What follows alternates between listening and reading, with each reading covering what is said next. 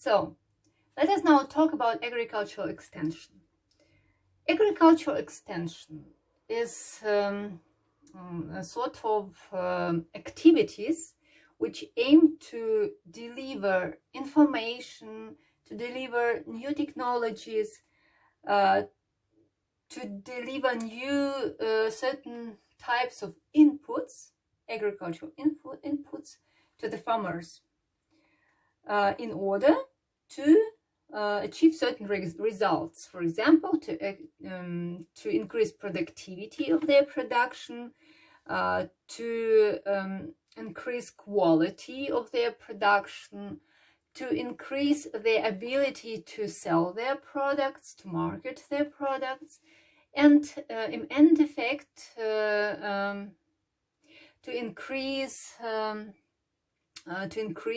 their incomes and the rural lifestyle or level of their lives. So practically, agricultural extension allows research to be linked with agricultural practices. Research with agricultural practices, or technologies to be linked with farmers, or new technologies to farmers. And altogether we can call, or that we can name the agricultural extension as a sort of educational procedures. Teaching is also included, or consulting, or any other types. We will talk now about them. So agricultural extension contributes to farmers' education, to new knowledge of farmers, to improving techniques which farmers use in their production process, to increase production efficiency, to increase their incomes, as I said already, to make better living standards of farmers and also people living in the rural areas. So how is it implemented? Now let's talk about this. How is it implemented? We divide agricultural extension into three big how do you call that? Types, let's say types. And the first type is advisory services. So what is advisory services? These are certain types of organizations which advise farmers, so which give advices to the farmers, which know certain information. This information is important to make lives and working process of farmers better. And these several types of organizations know this information, they acquire this information, and they teach this information to the farmers. And such organizations might be, first, farmers' organizations. So that farmers themselves, they know about their lack of knowledge, because normally farmers do not have time, to learn something new, because they are fully and totally busy with their plots, with their cows, animals, with their plants, with their tractors and so on. So they have practically no time to learn something new. So they are aware of the knowledge that they have a lack of knowledge.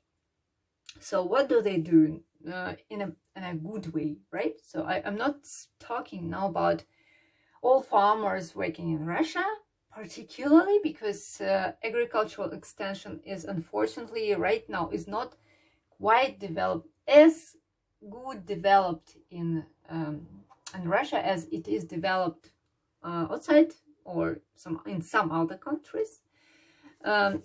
we still have a farmers organization. It's a question how or to what extent is this extension practically used, or has a practical use, so to say. Yeah, but probably it's a topic of other discussion. I just wanted to tell you to give you to know that the farmers' organizations exist.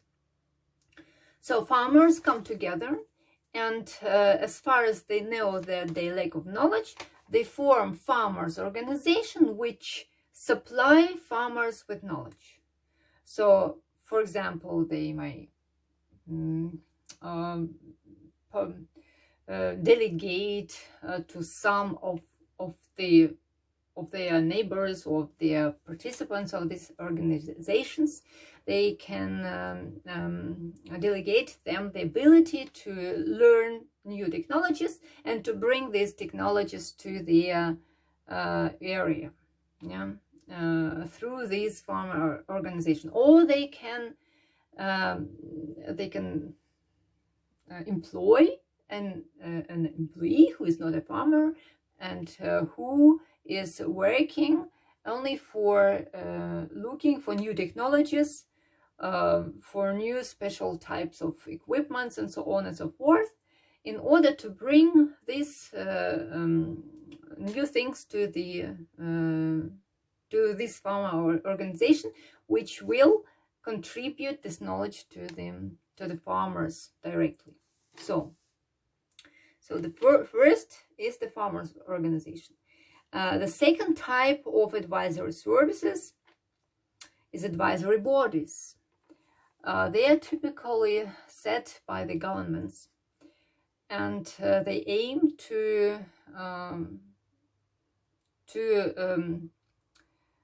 contribute to the same purpose, actually, but not from the side of farmers' initiative, but from the side of government desire to push the rural development process or agricultural process, to make agriculture more effective, more intensive, more productive, and so on. The third type of advisory services or type of organization is the Chamber of Commerce. Usually this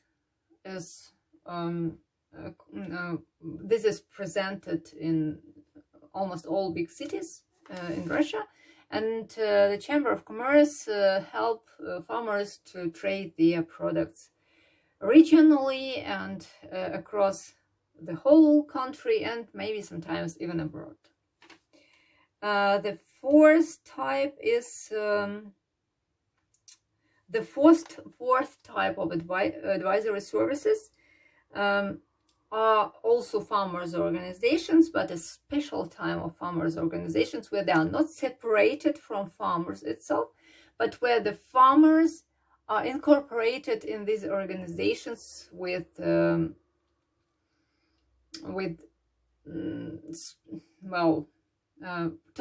a bigger extent, let's say, to a bigger extent. And they are called cooperatives or producer associations. About cooperatives we will talk a bit more within our course. In the next lectures I have a lot to say to you about these farmer organizations, because I'm actually I can say the expert in this topic. So, and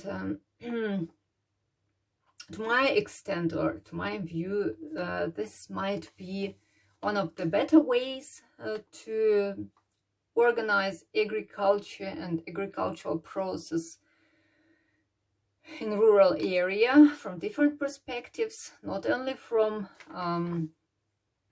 economically, so from economy perspective, but also from environment perspective, from social view perspective, and so on. And so I think I will not talk much about it right now because we will have a special lecture concerning the cooperatives. And the fifth type of organization in advisory services, or not organization, this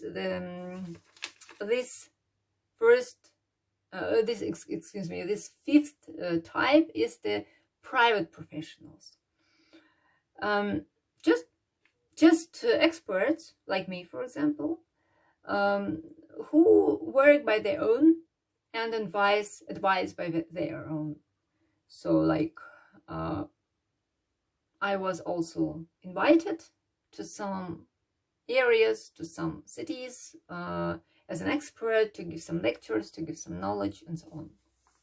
So this is the first big pool of agricultural extension. The second big pool is training and information. So here in this pool we have also certain organizations. So the first one is training bodies. So these are like small institutes, or how do you call them? Training bodies, you can call them training bodies, right? Which are set in certain cities or certain regions in order to constantly consult farmers. And they not only consult them, but they also give, so to say, education courses. And the farmer is sometimes obliged by the Ministry of Agriculture, or he is willing this himself. Normally the farmer is obliged in a situation when he or she is going to get the state subsidies, and then in some cases Ministry of Agriculture oblige farmers to take some educational courses. So or they wish them by themselves.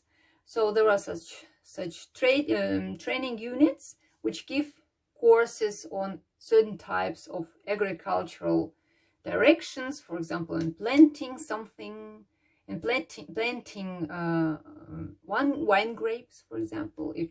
If a person who has never has no any experience in grapes planting, for example, and he bought some land and he wishes to do that, and he is dreaming of making, for example, wines and so on, and he has no idea about how to breed the grapes. So he can go to this organization and ask them to give him a course. So they invite such people and educate them how to plant, how to take care of the plants, how to harvest the plants, how to make wine, so to say. The whole process. So well, biological side, and this legal side. So, well, different aspects of that. The second in training and information is the second organization is agricultural technical schools. In Russia, we have agricultural universities or agricultural academies. Almost each big city has agricultural university.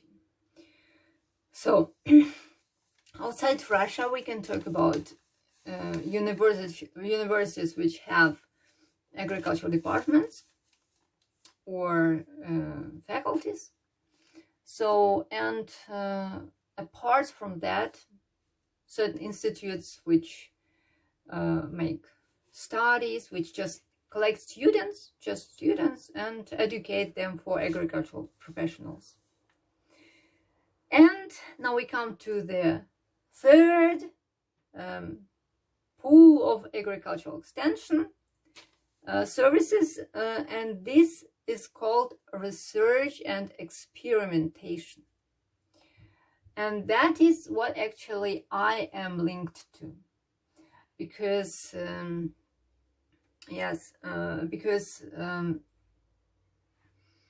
this research and experimentation has also its own institutes, such as, for example, agricultural universities, because universities teach, but universities also make research and experiments. Faculties of agriculture and those or faculties of agriculture in big universities, and also research institutes. And the research institutes do not teach. They only make research and experiments, they publish them, and the other bodies, such as whatever training bodies or private professionals, lecturers, and so on, they use the material of the research institutes which they published in their teaching process, in the educating of farmers. So, and me personally, I took part in both, or I can say even more than in 2 of these institutes that I was involved long time in research institutions. I made research for agricultural production process, or agricultural markets was my area of research. So I was also teaching students, as I'm doing right now, and I was also teaching farmers and giving trainings, and was like a private expert. So and what I want additionally to say is that agricultural extension includes one more and very important body of information distribution, which was not mentioned by me before, but which is very, very important, and maybe it is the most important one. And this is the agricultural exhibitions. Maybe one of you has heard, maybe even visited, because such exhibitions we have in different cities in Russia and also in Moscow. In Moscow we had before international exhibitions which took part in different countries year by year. Yes, and in Russia, in Moscow, we had Agros Expo. This is the name of the exhibition, which took part, I think, each January in Russia. And actually, I prepared, but I have to take another device because I prepared it in my telephone, but now I see my telephone is busy. So probably we can find it quite fast here. I would show you something or tell you something about the Agros Expo. You can also Google, and I want actually to ask you to Google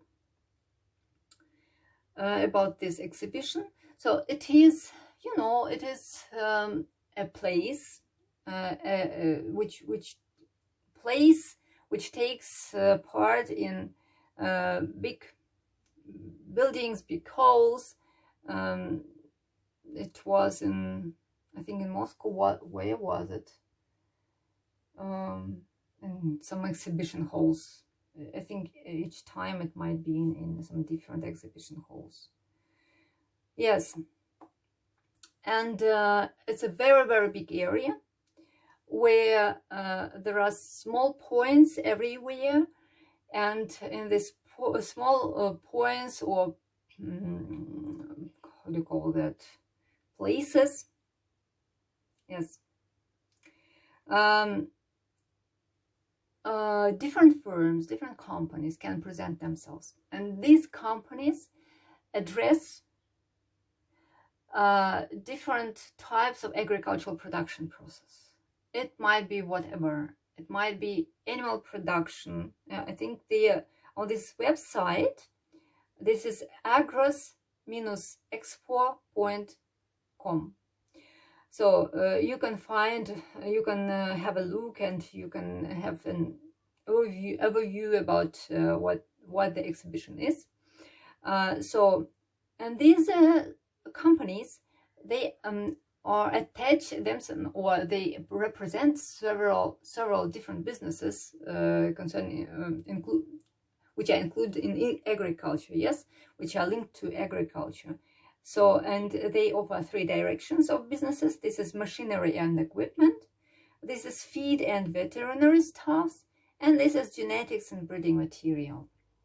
So on these 3 big directions, you can find different companies from different types, different parts of the world.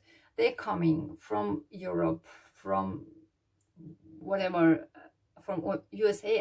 I haven't seen, but it is allowed. Anyone can come from USA. But I personally, I've seen companies, European companies, major, that were German companies, from Switzerland, from Italy, well, and so on and so forth, from Russia, of course, yes. So,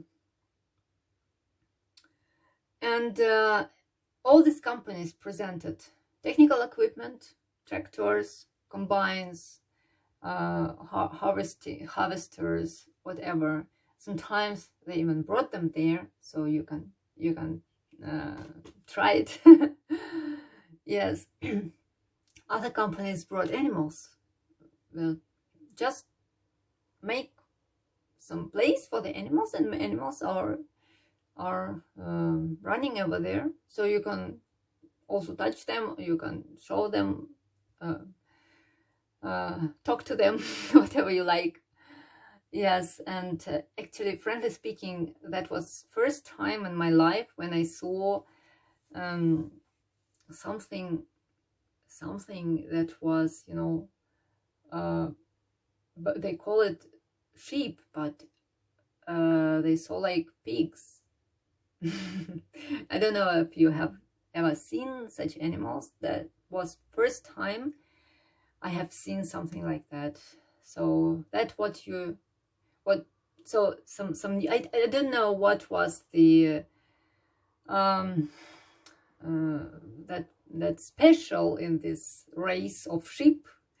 That it was like, maybe because they product some more meat,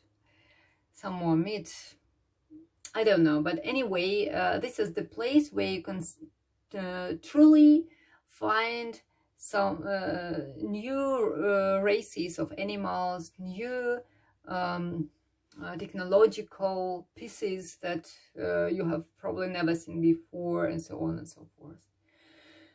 So apart from that, there are points when where you can get some lectures, because the experts are invited by the exposition in order to attract people. And those who are interested, for example, in cooperatives, they can visit this point where a special expert, a very probably expensive expert, who would be not easy to be paid by certain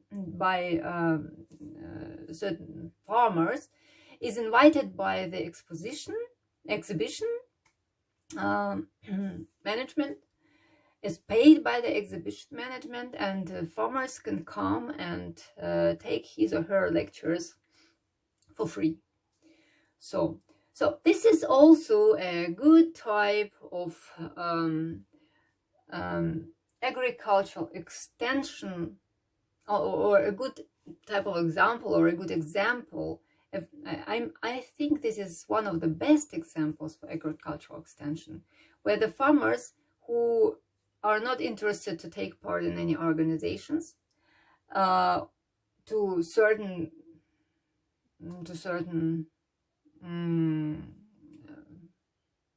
whatever